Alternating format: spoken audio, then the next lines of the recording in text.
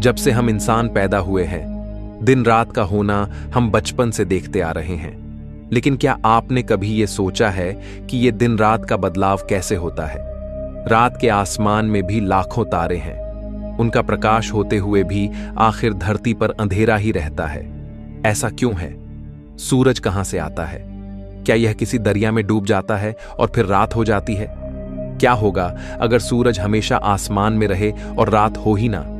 धरती की वो कौन सी जगह है जहां सूरज डूबता ही नहीं है, जहां आप 24 घंटे दिन में रह सकते हो? आखिर एक जगह ये सूरज डूबता है और एक जगह नहीं, ऐसा क्यों है? सर्दी गर्मी और अलग अलग मौसम कैसे होते हैं, जानेंगे आज के इस शानदार वीडियो में। प्राचीन समय में लोग मानते थे कि सूरज पृथ्वी के चारों ओर घूमता है और समुद्र में चला जाता है और फिर रात हो जाती है। फिर समुद्र से तैरकर दूसरी ओर वापस आसमान की सैर करते हुए अगले दिन आसमान में प्रकट हो जाता है। इस वजह से दिन रात का बदलाव होता है। लेकिन उन्हें यह नहीं पता था कि हमारी धरती पर कुछ ऐसी जगहें भी है जहां सूरज आपको क्षितिज पर डूबता हुए दिखाई ही नहीं देगा, बल्कि क्षितिज को छूकर फिर आसमान में उगते हुए हम सूर्य को देख सकते हैं। उनके लिए पृथ्वी सपाट थी।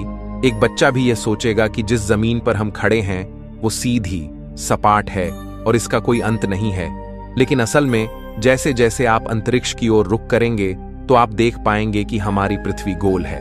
हम सब इस पर चलते हैं, ऊपर नीचे हर जगह हम किसी चुंबक की तरह इससे चिपके हुए हैं और हमें पता ही नहीं। हमारी यह पृथ्वी अपनी अक्ष पर लगातार घूमती रहती है।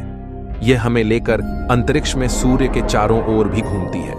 सूर्य हमारी पृथ्वी से लाखों गुना बड़ा है। इस पर सूर्य का प्रकाश लगातार पड़ता है क्योंकि यह घूमती रहती है। इसलिए पृथ्वी का जो भाग सूर्य के सामने रहता है वह दिन होता है और जो भाग पीछे रहता है वहां रात होती है। पृथ्वी के घूमने से लगातार यह सूर्य के प्रकाश में आती रहती है, जबकि हमें लगता है कि सूर्य ही आसमान में घूम रहा है। अगर अंतरिक्ष में जाकर पृथ्वी को देखें तो हमें पृथ्वी पर दिन और रात एक साथ दिखाई देंगे। ये वैसा ही है जैसे रात के अंधेरे में किसी प्रोजेक्टर से आप पर प्रकाश डाला जाए और आप अपनी कुर्सी पर बैठे घूम रहे हो। जब आप घूमते हुए प्रोजेक्टर के सामने आते हैं तो आपके चेहरे पर रोशनी पड़ती है और पीठ पीछे अंधेरा रहता है। जैसे जैसे आप घूमेंगे वैसे वैसे रोशनी कभी आपकी पीठ पर तो कभी आपके चेहरे पर पड़ती है। यहां यह बल्ब नहीं घूम रहा, बल्कि आप घूम रहे हो। उसी तरह सूरज पृथ्वी के चारों ओर नहीं घूमता, बल्कि पृथ्वी अपनी जगह से घूमती है, जिससे दिन रात होते हैं। जब इंडिया में दिन होता है तो अमेरिका में रात, और जब अमेरिका में रात होती है तो इंडिया में दिन होता है। इसे अंतरिक्ष में देखने पर पृथ्वी का आधा हिस्सा हमेशा दिन में और आधा हिस्सा हमेशा रात में दिखेगा। पृथ्वी को एक पूरा घूर्णन करने में 23 घंटे 56 मिनट और 4 सेकंड लगते हैं, जिसे हम लगभग 24 घंटे मान लेते हैं। अब अगर हम बात करें कि धरती पर अलग अलग मौसम कैसे आते हैं, तो इसे जानना भी बहुत आसान है। इसके लिए आपको पता होना चाहिए कि धरती अपने अक्ष पर 23.5 डिग्री झुकी हुई है और उसी अक्ष पर लट्टू की तरह घूर्णन करते हुए हम सबको अपने साथ लेते हुए सूर्य के चारों ओर अपनी कक्षा में घूमती है। पृथ्वी की इस जटिल गति की वजह से मौसमीय बदलाव देखने को मिलते हैं। आइए जानते हैं कैसे।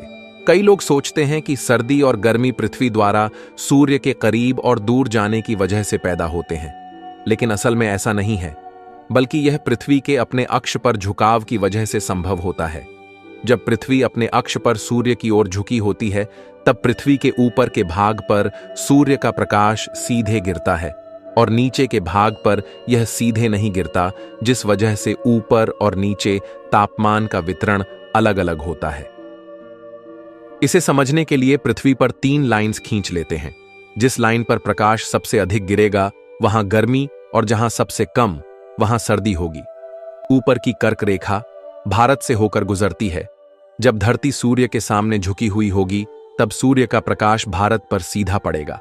इस वजह से इस स्थिति में भारत में गर्मी का मौसम होगा और नीचे की लाइन यानी मकर रेखा जो ऑस्ट्रेलिया से गुजरती है वहां किरणें सीधे नहीं गिरती। जिससे उस ओर प्रकाश अधिक क्षेत्र में वितरित हो जाता है। अब जिन देशों से कर्क रेखा गुजरती है वहां गर्मी होगी, क्योंकि ये सभी देश घूमते घूमते सूर्य के सामने आएंगे। दूसरी तरफ नीचे जिन देशों से मकर रेखा गुजरेगी वहां सर्दी का मौसम रहेगा। लेकिन अब अगर आप सोचेंगे कि ऐसे तो कर्क रेखा पे मौजूद देशों पर हमेशा गर्मी और मकर पर सर्दी रहेगी, फिर वहां मौसम कैसे बदलेगा? तो आपको याद दिला दें, हमने आपको बताया था कि पृथ्वी अपनी जटिल गति के चलते सूर्य के चारों ओर अपनी कक्षा में भी घूम रही है और एक घूर्णन पूरा होने में इसे 365 दिन 5 घंटे और 9 मिनट लगते हैं। ऐसे में जब पृथ्वी सूर्य की कक्षा में घूमते घूमते इसके एकदम विपरीत हिस्से में आ जाएगी, तब मकर रेखा सूर्य के सामने आ जाएगी और कर्क रेखा सूर्य से दूर हो जाएगी। अब पहले की ही तरह सब कुछ होगा, लेकिन इस बार कर्क रेखा जहां भारत है वहां सूर्य की किरणें सीधी नहीं गिरेगी और मकर रेखा पर स्थित ऑस्ट्रेलिया में सूर्य का प्रकोप सीधा होगा, जिस वजह से इस बार जो देश मकर रेखा पर है वहां गर्मी होगी और कर्क रेखा पर स्थित देशों में सर्दी होगी।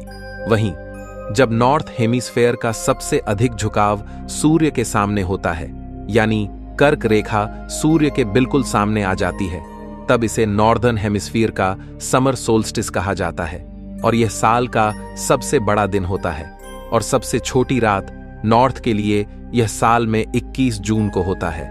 और वहीं इसके विपरीत स्थिति में जब साउथर्न हेमिस्फेयर सूर्य के सामने आ जाता है अपने सबसे अधिक झुकाव में, तो इसे दक्षिण भाग का समर सोल्स्टिस कहेंगे,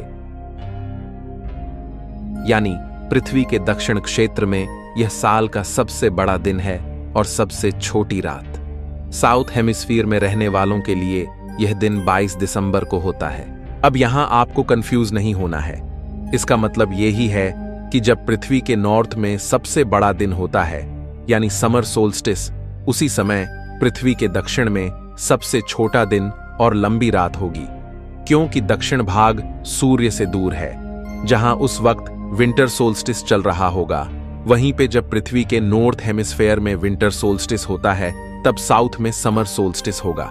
लेकिन सर्दी गर्मी के अलावा अन्य मौसम भी होते हैं, उसे जानने के लिए हमें पृथ्वी की इक्विनॉक्स पोजीशन को देखना पड़ेगा।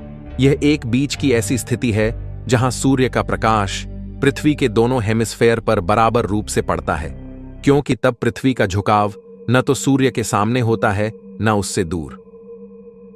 ऐसी स्थिति साल में 2 बार होती है, इसे इक्विनॉक्स कहा जाता है।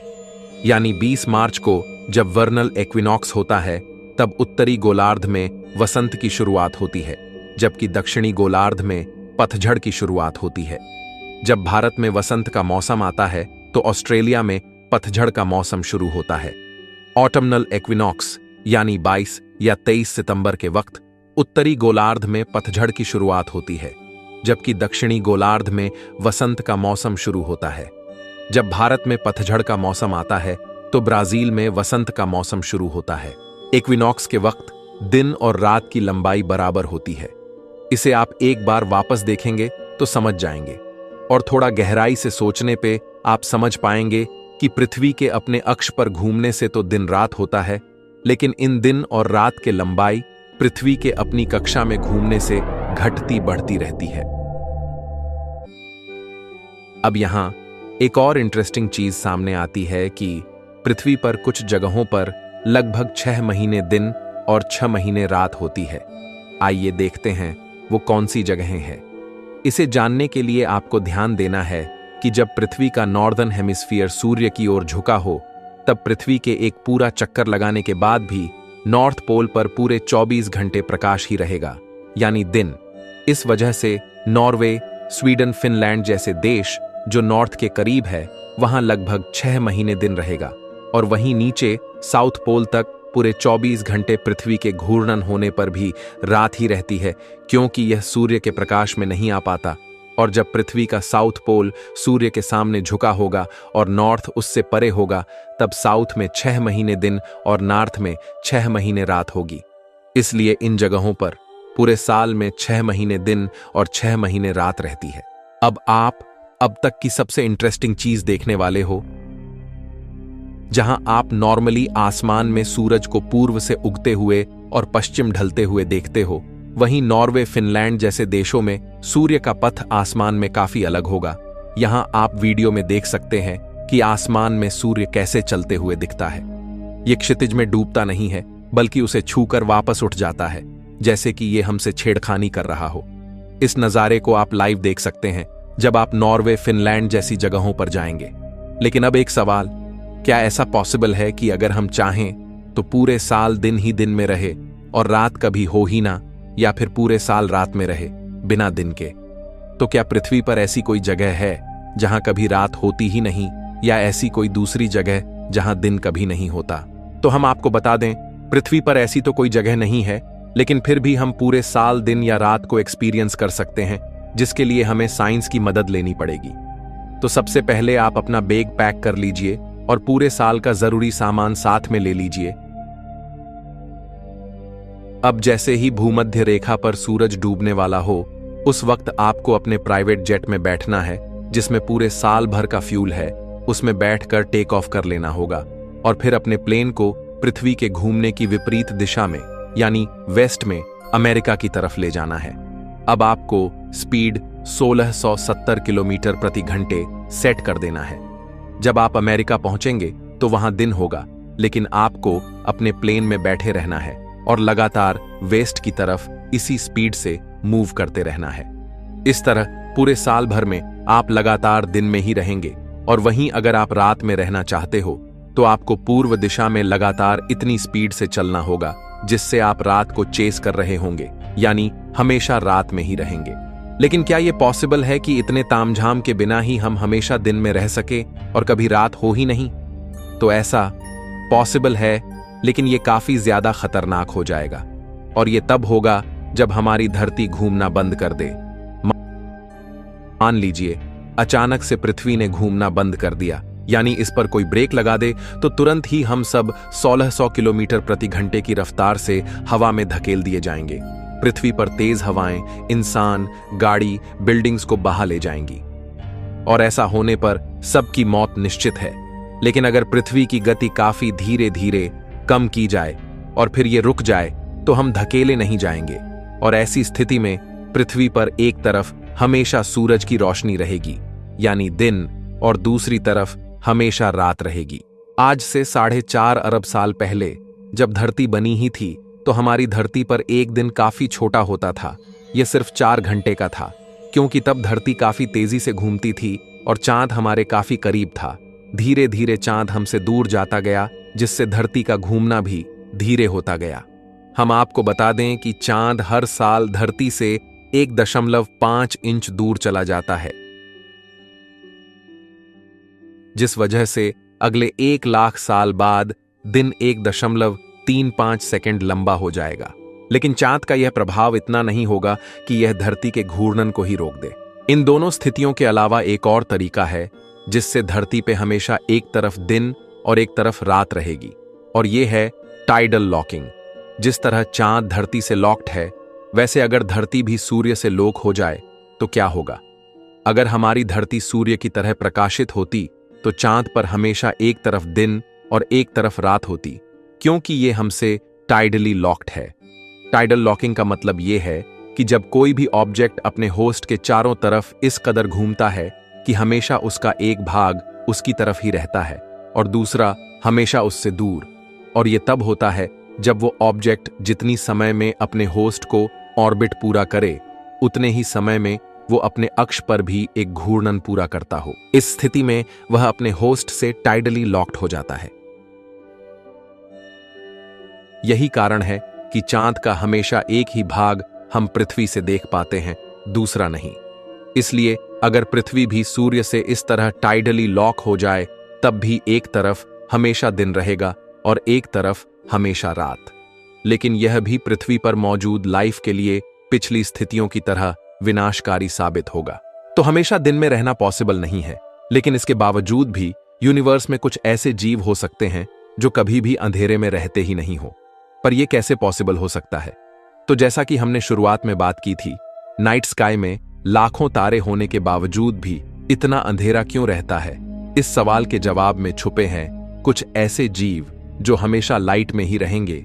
इसे जानने के लिए आपको देखना होगा ओल्बर्स पैराडॉक्स का यह वीडियो, जिसके अनुसार अगर हम एक अनंत ब्रह्मांड में रहते तो हमारा रात का आसमान कभी काला नहीं होता। इस वीडियो पर क्लिक करके आप इसे देख सकते हैं। तो फ्रेंड्स, आशा करते हैं कि आप दिन रात का विज्ञान समझ गए होंगे। मैं मिलता हूं आपसे किसी अगले वीडियो में। तब तक के लिए ब्रह्मांड की सैर करते रहिए।